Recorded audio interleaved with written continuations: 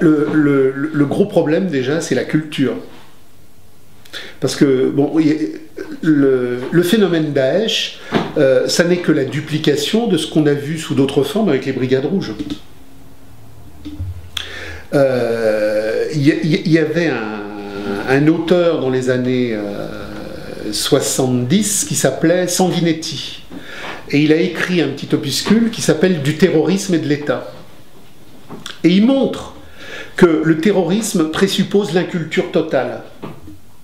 C'est-à-dire qu'on recrute toujours des désespérés aux marges, mais surtout des gens qui n'ont aucune conscience historique. Aucune conscience historique.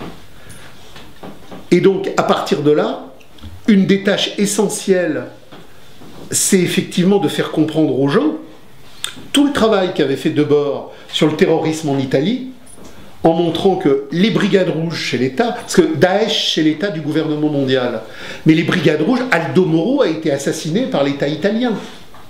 Aldo Moro a été assassiné par l'État italien. Donc,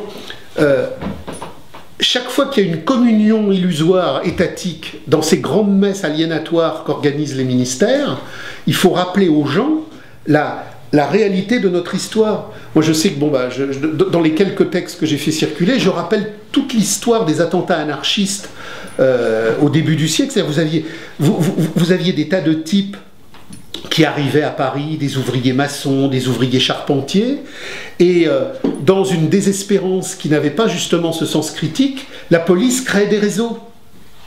On disait, faut aller mettre une bombe à l'Assemblée. Il faut aller mettre une bombe à l'Assemblée. Mais à la limite, à l'époque, c'était encore artisanal.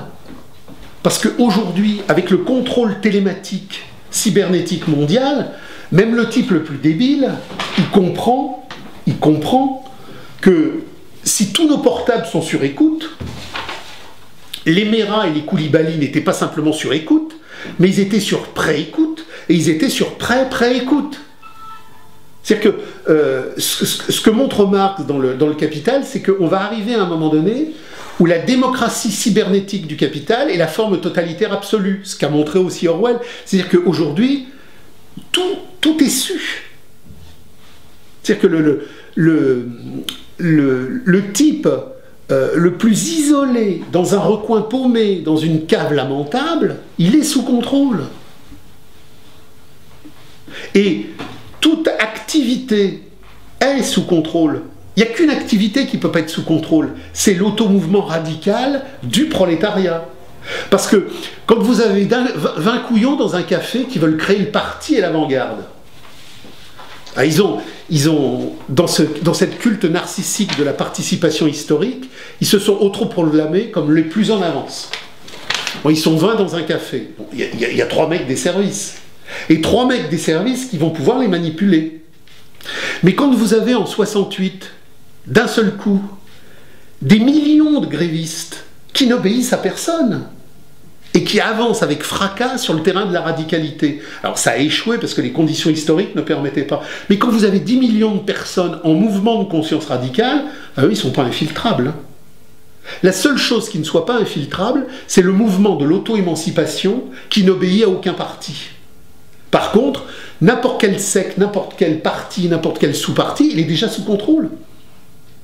Moi, j'ai connu dans les années 70 un truc que vous connaissez peut-être pas parce que vous êtes trop jeune, ce qu'on appelait l'autonomie. L'autonomie, c'était des squats avec des types qui étaient à mi-chemin du communisme libertaire, du bordel, enfin de plein de trucs.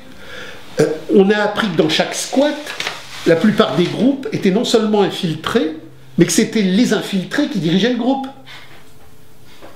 Et Action Directe, il faut se rappeler ce qu'était Action Directe. Action Directe était une succursale. Rappelez-vous des Irlandais de Vincennes. Les Irlandais de Vincennes sous Mitterrand, c'est les services qui ont été mettre les armes chez les Irlandais de Vincennes. Action Directe. Action Directe a été infiltrée du début jusqu'à la fin, et les actions d'éclat les plus sanguinaires d'Action Directe, c'est-à-dire l'assassinat de Audran et l'assassinat de Besse, c'est parce qu'à l'époque, Besse et Audran représentaient la filière irakienne pour la filière nucléaire, et à l'époque, les Israéliens et les Iraniens travaillaient ensemble, parce que bon, aujourd'hui, il y a un conflit entre Israël et l'Iran, mais à l'époque, Israël n'avait comme ennemi central que l'Irak. Donc ils travaillaient avec les Israéliens, et quand il y a eu la guerre entre l'Iran et l'Irak, l'armée israélienne a ravitaillé l'aviation iranienne qui n'avait plus de pièces détachées. C'est les Israéliens qui ont... Ben oui, parce que l'ennemi, c'était Saddam. Et donc, action directe, à une époque où il y avait déjà Fabius, a tué Audran et tué Bess, parce qu'ils étaient des représentants du camp irakien. Alors, le type qui a tiré sur l'infanterie de base, Sanguinetti parle de l'idiot de base, parce qu'on trouve toujours un débile à qui on va dire, vous savez, Oswald, tu vas monter là-haut, on va te mettre une carabine dans la main, puis surtout tu bouges pas, t'attends qu'on vienne te chercher. Bon, il y a toujours ce champ de bêtises, mais ce qu'il faut comprendre, c'est que tout est infiltré, et alors, c'est inhérent à la catégorie de la totalité. Marx et Hegel jouent sur quelque chose qui est décisif, c'est la catégorie méthodologique de la totalité. La totalité, c'est le vrai dialectique en mouvement. À partir du moment où le fétichisme de la marchandise s'est emparé du monde, qui s'est emparé de nos émotions, qui s'est emparé des territoires, qui s'est emparé de toute la géopolitique mondiale, il sait tout. Mais il sait tout par immanence.